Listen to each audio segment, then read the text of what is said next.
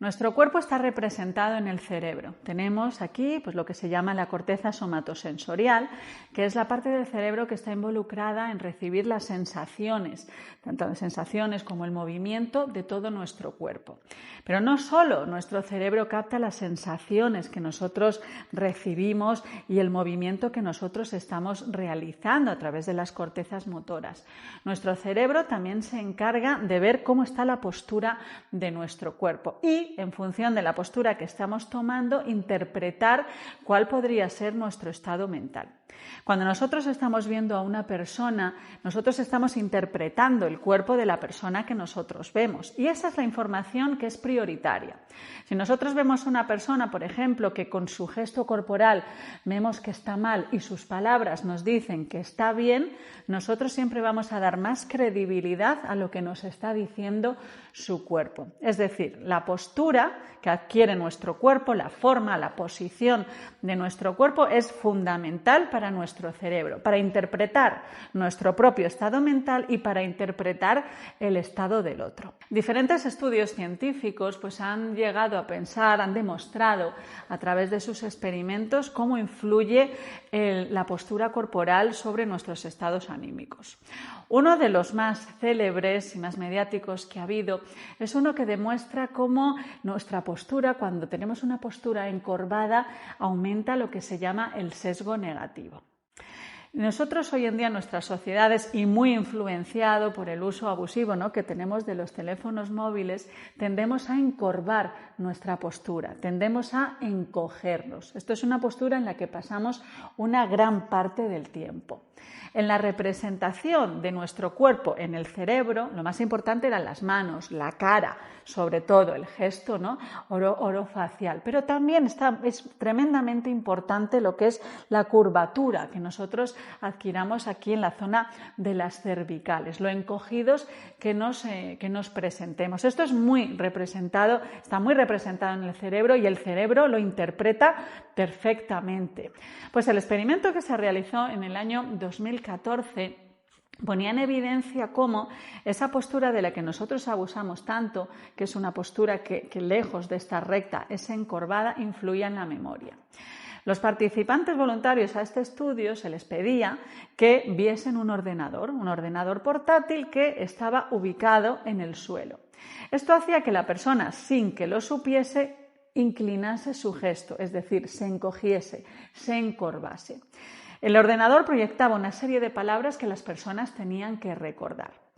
Hicieron eso poniendo el ordenador en el suelo de tal forma que la persona estaba encogida y poniendo el ordenador en una postura frente a los ojos, de tal forma que la persona estaba simplemente recta, en una postura con la espalda recta. Las palabras salían por el ordenador y las personas tenían que memorizar esas palabras. Lo que demostraron los estudios es que cuando adquirimos una postura que es encorvada, tendemos a recordar más veces las cosas negativas que las positivas.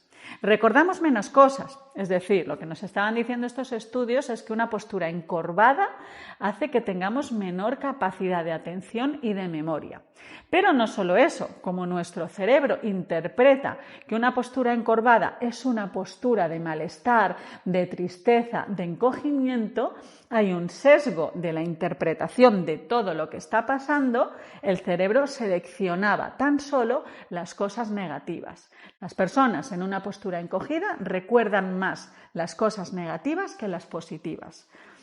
Y al final el número de cosas que nosotros recordamos de una experiencia es lo que genera nuestras memorias de esa experiencia. Si nosotros en nuestro día a día tenemos una experiencia, vamos por el mundo con una postura encogida, favorecemos lo que se llama el sesgo negativo. Vamos a recordar más las cosas negativas que las positivas. Cuando eso nos lleve lugar a una interpretación de la situación que hemos vivido, va a estar siempre más sesgada por lo negativo que por lo positivo.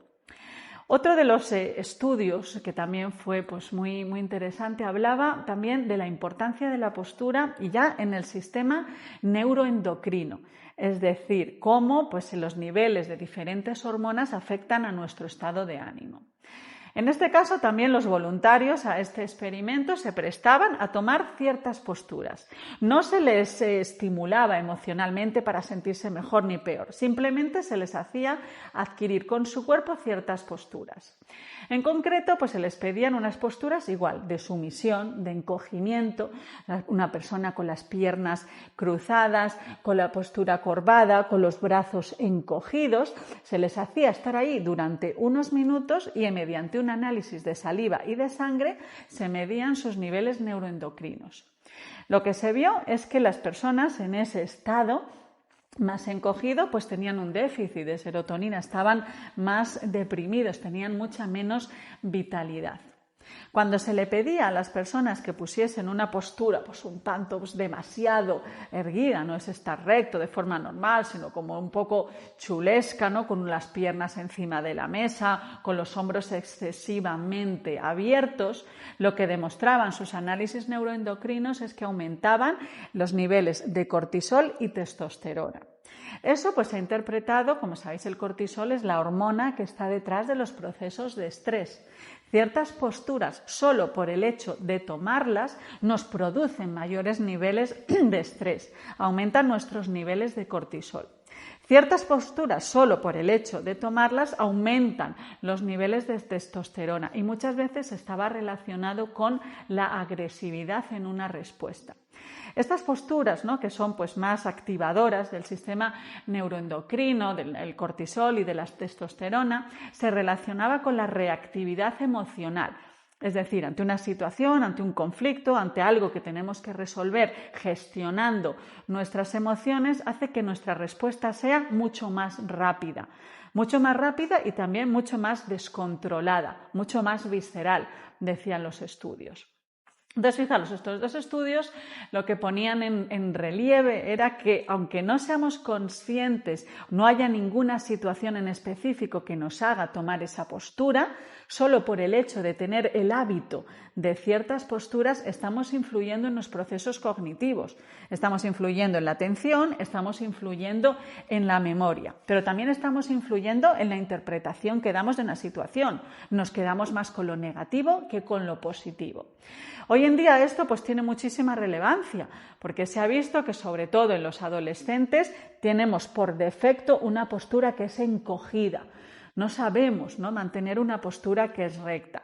Damos muy poca importancia, dicen los estudios, a la postura de nuestros hombros, ¿no? Recordamos que los hombros siempre se han considerado las alas del corazón, ¿no? Damos muy poca importancia a dónde están los hombros, cómo es la postura, qué forma tiene nuestra postura. Esto también es importante porque todas las señales que le llegan al cerebro de nuestros órganos, es decir, la interocepción, que son pues toda la información que le llega del intestino, del estómago, del corazón, de los pulmones, llega a nuestro cerebro a través del nervio vago. El nervio vago es el que va recogiendo toda esa información y se lo comunica al cerebro. El nervio vago también se puede ver afectado por una mala postura. Entonces, lo que se está viendo hoy en día es que ciertas posturas, ciertos hábitos de postura que nosotros adquirimos hacen que la transmisión entre el cerebro y el cuerpo mediante el nervio vago se vea obstaculizada. Esta es otra de las cosas que se está estudiando. Es otra de las pistas, ¿no?, que aporta la neurociencia, a lo que es la neurociencia del bienestar. Tenemos que cuidar la alimentación, hay que cuidar el ejercicio físico, hay que cuidar los estados mentales, por ejemplo, haciendo meditación, entre otras cosas, pero también, y sobre todo muy importante, es cuidar la postura corporal. Eso durante el día, pero también durante la noche. Hubo un estudio que fue muy llamativo, es que demostraba que no todas las posturas para dormir son igualmente beneficiosas para el cerebro. Cuando dormimos, se activa en nuestro cerebro lo que se llama el sistema linfático, que se diferencia del linfático en que el linfático es el sistema de limpieza de nuestro cerebro. Cuando nosotros nos dormimos, nuestras neuronas dejan de recibir información que viene del exterior y literalmente pues sufren una especie de encogimiento, ¿no? Las neuronas ya no reciben la información, su umbral de procesar la información que viene de fuera baja y se recogen. Cuando las neuronas se recogen, todos los líquidos, el líquido extracelular que está circulando por nuestro cerebro se mueve y ahí es donde se pone en funcionamiento el sistema linfático. El sistema linfático es imprescindible para los sistemas de limpieza. Por ejemplo, se ha estudiado mucho la alteración que haya podido tener las personas con enfermedad de Alzheimer en el sistema linfático. Hay alteraciones del sueño porque esos cerebros han acumulado un montón de placas y ovillos que se han depositado en el cerebro. El sistema linfático es fundamental para los sistemas de limpieza, para el bienestar, para el buen funcionamiento de nuestro cerebro. Y entonces hay posturas, se vio que la postura que más favorece el sistema linfático es dormir de lado. Dormir boca arriba es uno de los sistemas de las formas de dormir que más dificulta los sistemas de limpieza del cerebro.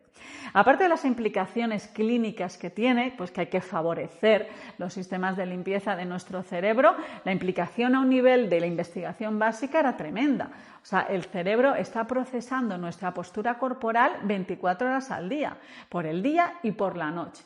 Había unos estudios que eran muy curiosos, ¿no? Que estudiaban qué pasaba en el cerebro de los astronautas cuando duermen, porque ellos cuando están en esa ilusión de antigravedad, en esa caída libre que están flotando, pues su cerebro literalmente no sabe si está boca arriba o boca abajo, si está de un lado o de otro, ¿no?